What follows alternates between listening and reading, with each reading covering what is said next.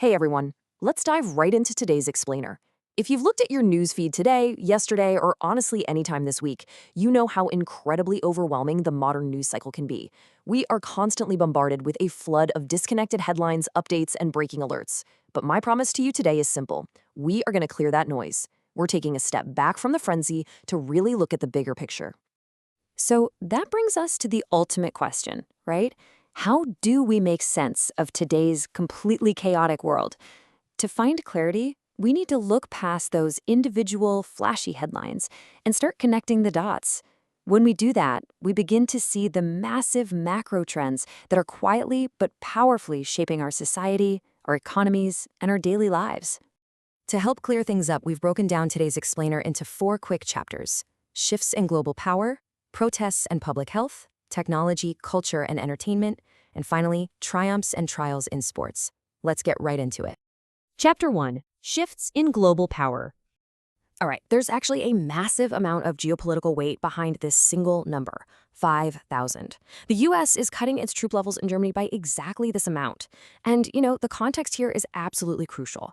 This reduction in the US deployment comes squarely amid a row between the two allies. Specifically, it follows a spat between President Trump and German politician Friedrich Merz over Iran.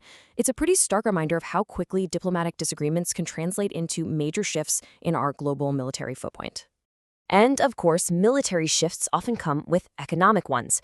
Right now, the tariffs charged on goods, specifically cars, entering the U.S. from the EU sit at 15%, which was based on a deal negotiated just last July.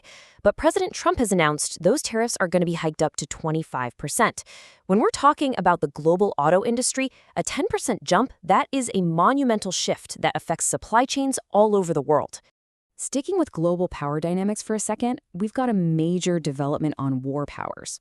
The president recently wrote to Congress using this exact phrase: hostilities have terminated. Basically, because of a recent ceasefire, President Trump is arguing he doesn't actually need congressional authorization for an Iran war. It's a bold assertion of executive power that directly challenges the traditional role of Congress in authorizing military action. But hey, let's take a step back and look at the historical record here. The history of presidents flouting war powers laws is truly a mixed bag across the entire political spectrum. Both Bush's and President Reagan actually won authorization for their wars. On the flip side, Presidents Obama and Clinton ducked the requirement. So this ongoing tension between the executive and legislative branches over military action, it's really a long-standing bipartisan pattern in American global power. Moving on to Chapter 2, Protests and Public Health. We're currently seeing some incredibly stark contrasts in how citizens mobilize and how their governments respond. Take May Day, for example. In the U.S., thousands of demonstrators marched across major cities, demanding dignity, justice, and freedom for immigrants and workers. Meanwhile, in Turkey, on that exact same day of global observance, over 500 workers and union members were arrested amidst heavy police deployments, 2 entirely different realities on the ground on the exact same day. Now, the most crucial point on public health today is this number: 0. Honestly, this might be the most uplifting thing you hear all week. For the very first time, Australia has recorded 0 new cervical cancer diagnoses in women under 25. Literally 0. It's a massive leap forward as the country aims to become the first in the world to eliminate this disease entirely. It just goes to show what is actually possible with coordinated national health initiatives. Okay, as a quick palate cleanser from the heavy geopolitics and intense protests, check out this delightful scene out of Bermuda. During a recent royal visit, school children turned out to welcome King Charles.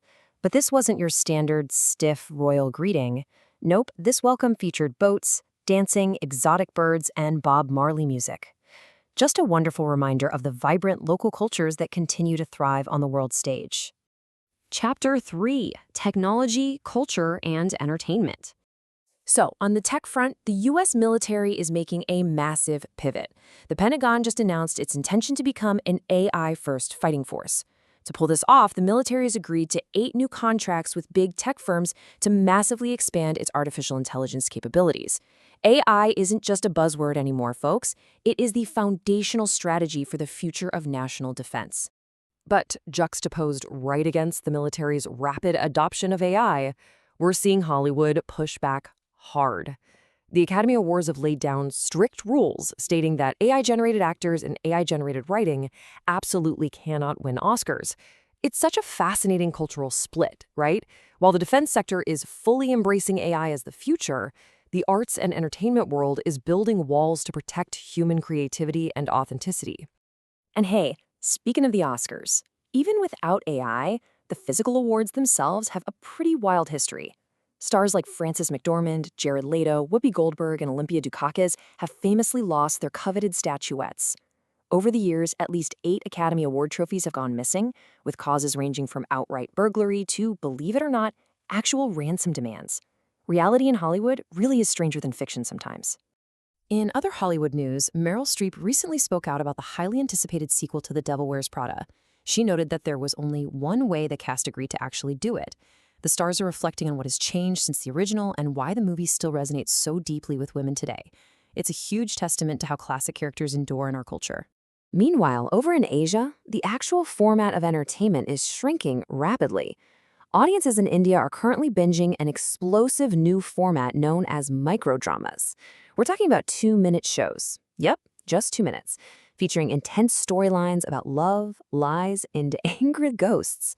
It's proving so wildly popular right now that some of India's biggest producers are eyeing massive investments in the format.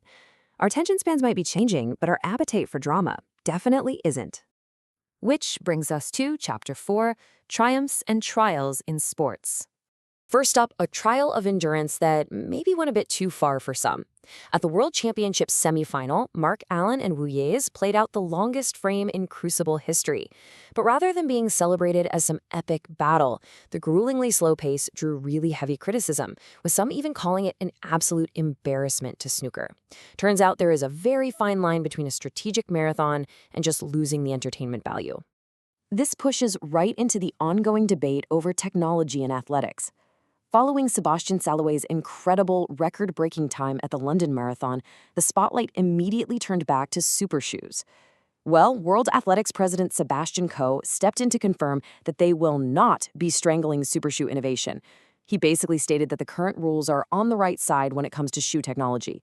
So it looks like the marriage of human athleticism and engineered carbon fiber speed is absolutely here to stay.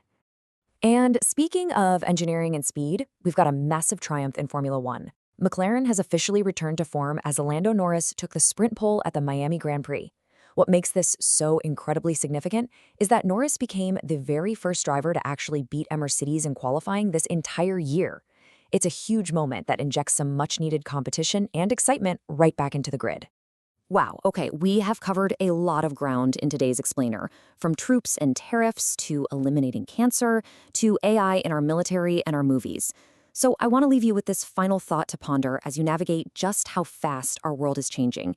As global power shifts, health triumphs, and AI actively rewrites our culture, how will these intersecting macro trends redefine your tomorrow? Keep connecting the dots, keep learning, and thank you so much for joining me on this explainer. I'll see you next time.